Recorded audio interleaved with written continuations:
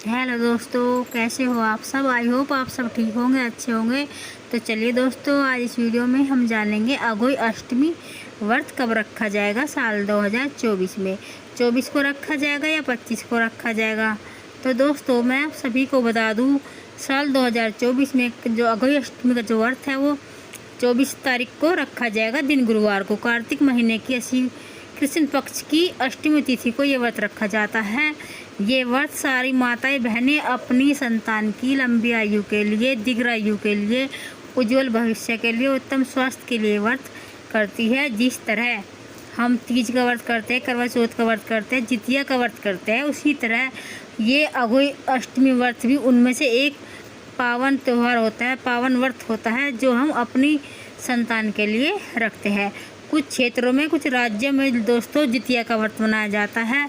पश्चिमी उत्तर प्रदेश, झांसी, मध्य प्रदेश में ये अघोई अष्टमी जो व्रत है बड़े धूमधाम से मनाया जाता है।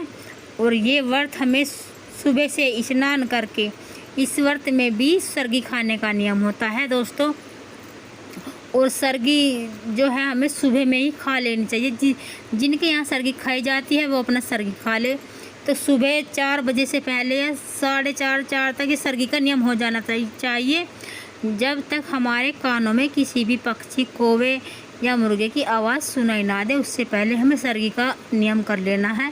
नियम तो यही है दोस्तों, अगर अच्छे से नहा धोकर सरगी खाए तो और ज़्यादा अति उत्तम होता है। अगर नहीं हो नहा सकते तो आप लोग 4-4:30 तक अपने सरगी का नियम कर लेना है। सरगी में आप लोग जूस भी ले सकते हो, शरबत भी ले सकते हो और ग्लूकोन डी वगैरह, जिससे प्यास ना लगे, क्योंकि ये व्रत जो है निर्जला और निराहार रखा जाता है। ऐसे तो ज़्यादा हार्ड व्रत नहीं है दोस्तों, ये 12-14 घंटे का ही व्रत होता है। लेकिन कुछ लोग इतना भी नहीं कर पाते, प्यास लग जाती है और चाय के बिना सर में दर्द होने लगता है। तो दोस्तों इस व्रत में जो विशेष ध्यान रखना है, किसी भी दूध से बनी हुई वस्तु का हमें सेवन नहीं करना है। इस व्रत में दूध का सेवन नहीं करना है, दूध को हाथ नहीं लगाना है, क्योंकि दोस्तों ऐसा माना जाता है कि दूध और पूत एक ही समान होते हैं। अगर हम दूध का सेवन करते हैं तो ऐसा माना जाता है कि हम अपने पूत को नुकसान पहुंचा रहे हैं। तो इसलिए इसमें दूध का सेवन अनुचित है। और जिनके यहाँ दूध का सेवन किया जाता है तो वो अपने घर का नियम देख लीजिएगा, लेकिन हमारे यहाँ पे दूध का सेवन नहीं किया जाता है। तो हमें सुबह सवेरे सूर्योदय से पहले 24 तारीख दिन गुरुवार को उठ जानी है और सुबह सवेरे स्नान करके स्वच्छ कपड़े पहनकर दोस्तों हमें फूल और अक्षत हाथ में लेकर व्रत का संकल्प लेना है। हे अघोई अष्टमी माता जी, हम आपका पूरी श्रद्धा भक्ति पूर्वक व्रत करेंगे, अपनी संतान की लंबी आयु के लिए, उज्ज्वल भविष्य के लिए कामना करते हुए हमें संकल्प लेना है व्रत का। और हमें सारा दिन किसी की चुगली बुराई नहीं करनी है और ना ही बच्चों को डांटना है दोस्तों। और इस व्रत में जो है दोस्तों बाल नहीं धोए जाते, बाल एक दिन पहले ही धोए जाते हैं। और नियम तो ये है कि उस दिन बालों में कंघी भी नहीं किया जाता है, खर नहीं तोड़ा जाता, बालों को नहीं तोड़ते, किसी जीव जंतु को नहीं तो मारते हो। तो हमें झाड़ू पोछा पोछा भी नहीं लगाना चाहिए, जिससे कि पोछा इसलिए नहीं लगाना चाहिए हमारे हाथ से किसी भी जीव जंतु की हत्या ना हो, क्योंकि ये व्रत हम अपनी संतान के लिए करते हैं, उनकी लंबी आयु के लिए करते हैं। तो हमारे बच्चों को कोई हानि ना हो, तो हमें इसलिए इस व्रत में काम कम से कम करना है। और हमें अघोई अष्टमी माता जी की पूजा करनी है, श्याम माता की पूजा करनी है, श्याम माता की कहानी सुननी है। और जो वो हम बच्चों के लिए जिस तरह जितिया व्रत में धागा बनाया जाता है, इसी तरह इस अघोई अष्टमी व्रत में भी हम 2 बच्चे भी ले सकते हैं धागे में डालने के लिए, और अठन्नी चवन्नी जिनको बोलते वे भी ले सकते हैं। हर साल हमें 2 बच्चे उसमें डालने चाहिए। और हमें हर साल एक बच्चा अपने बच्चों के नाम का आप डाल सकते हो। किसी के यहाँ जब जन्म होता है जब डालते हैं, और दूसरा डालते हैं शादी के बाद। और किसी के यहाँ हर साल अपना श्याम माता को बच्चे पहनाने का नियम होता है दोस्तों। और इस व्रत में खीर नहीं बनाई जाती, हलवा, पूरी और चीनी के और आटे के जो गुलगुले होते हैं वे बनाए जाते हैं। और 2 करवे भरते हैं हम इस व्रत में भी। एक करवे में हम पानी भरते हैं जिससे हम तारों को अर्घ देते हैं, और दूसरे करवे में हम पूड़े भरते हैं जो चीनी और आटे से मिलाकर गुलगुले बनाए जाते हैं दोस्तों, उन्हें पूड़े भी बोला जाता है। तो तो वो भरते हैं। और इस व्रत में भी बायना निकालने का नियम होता है। तो ये जो बायना होता है हम अपनी सास को भी दे सकते हैं और अपनी जेठानी को भी दे सकते हैं।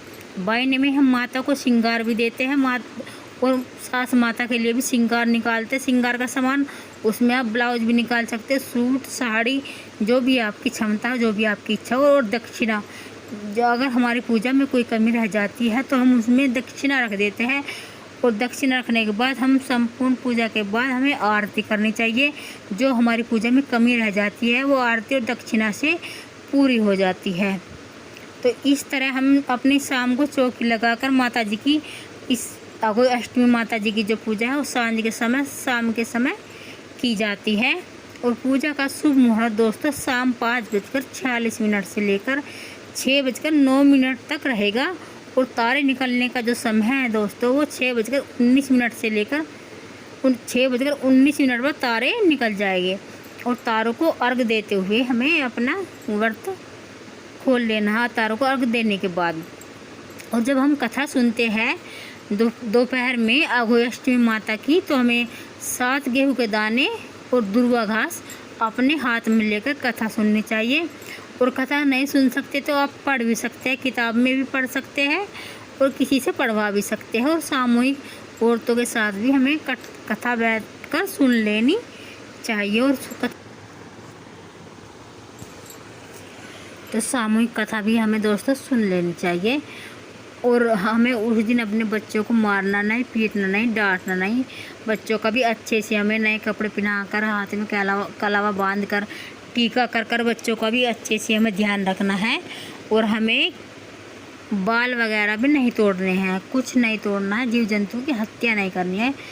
पोछ लगाकर कम से कम काम कीजिएगा तो प्यास भी कम लगेगी और आप में व्रत रखने की पूरे दिन की एनर्जी भी रहेगी। ठीक है जी। तो ये दोस्तों ये वीडियो हमारी यहीं तक की थी। अगर आप लोगों को वीडियो पसंद आती है तो वीडियो को लाइक और चैनल को सब्सक्राइब कर दीजिएगा। फिर मिलती हुई एक नई वीडियो में, तब तक के लिए नमस्कार दोस्तों।